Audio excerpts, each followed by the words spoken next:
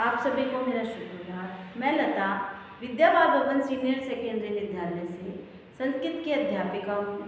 आज मैं संस्कृत विषय में से संबंधित शब्द रूप एक बहुत ही महत्वपूर्ण प्रकरण लेकर आई हूँ, क्योंकि संस्कृत विषय में धातु रूप और शब्द रूप का बहुत महत्व है, जिनसे संबंधित हम बहुत सारे वाक्य निर्माण करते हैं। तो यहाँ पर संस्कृत के जो शब्द रूप होते हैं उन्हें कैसे बनाया जाता है, कितने विभक्तियों में वो बनते हैं, वो हम इस वीडियो के माध्यम से जानेंगे। आइए अब हम शुरू करते हैं। तो सबसे पहले आप यहाँ पर देख रहे हैं, एक मैंने देव के रूप लिखे हैं और एक तरफ लिखे हैं लता के रूप।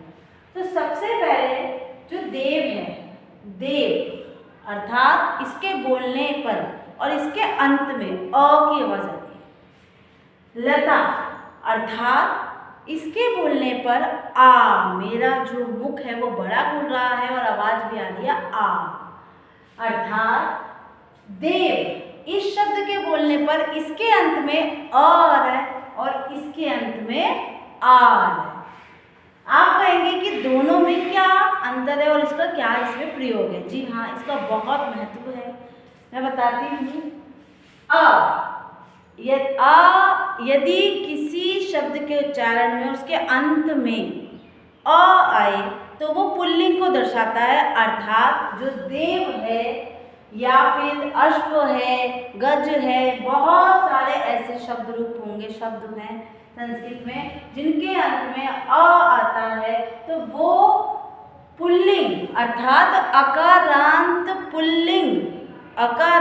पुल्लिंग शब्द रूप होते हैं। ऐसे ही जिन शब्दों के अंत में आ आए वो आकारांत पुल्लिंग शब्द होते हैं। तो हमें ये पता होना चाहिए कि जो शब्द रूप हैं, जैसे कि देव, देवो और देवा। सबसे पहले देखिए, यहाँ पर मैंने 7 विभक्तियां लिखी है। हिंदी में हम 8 विभक्तियों का प्रयोग करते हैं। कर्ता ने कर्म को कर्ण से संप्रदान के लिए अपादान संबंध काके की रारे की अधिकरण में पर संबोधन है। ये कारक है और कारक के पर्सन।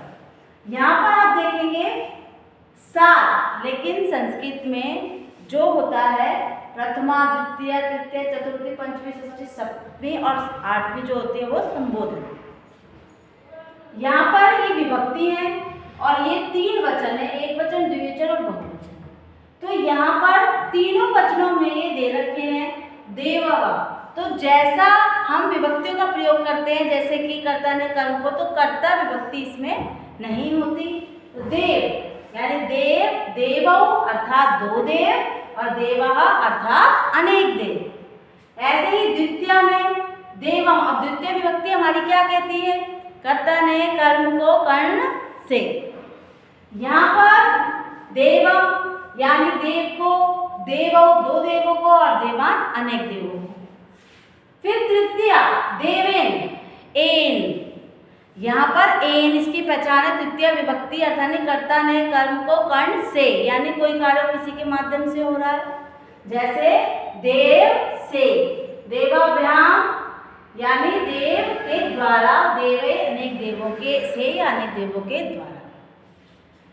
चतुर्थी देवाय, कर्ता ने कर्म को कर्ण से संप्रदान के लिए, यानी देवों के लिए, देव के लिए, देवाभ्याम देवों के लिए, देवभ्य अनेक देवों के लिए। ऐसे ही पंचमी विभक्ति कर्ता ने कर्म को कर्ण से संप्रदान के लिए अपादान से। अपादान और हमारा करण दोनों ऐसे ही कारक होते हैं, ऐसे विभक्ति होते हैं जिनके पर्षक से ही होता है, इसका जो पर्षक चिन्ह वो से ही होता है, लेकिन इनका प्रयोग अलग अलग रूप में होता है।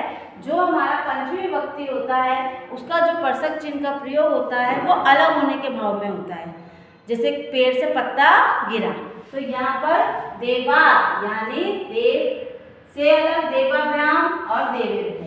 फिर षष्ठी विभक्ति देवस्य, कस्य, अर्थात इसकी पहचान हम अस्य से कर सकते हैं, यानी का, के की और रारे रे, यानी देव का, देवों का और देवानाम अनेक देवों का।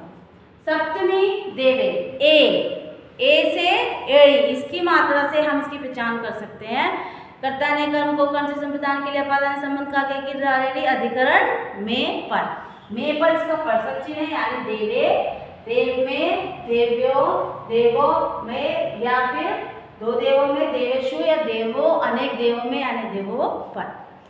इसी प्रकार हे देव संबोधन करते हैं और इसके साथ में विस्मयादिबोधक चिन्ह है।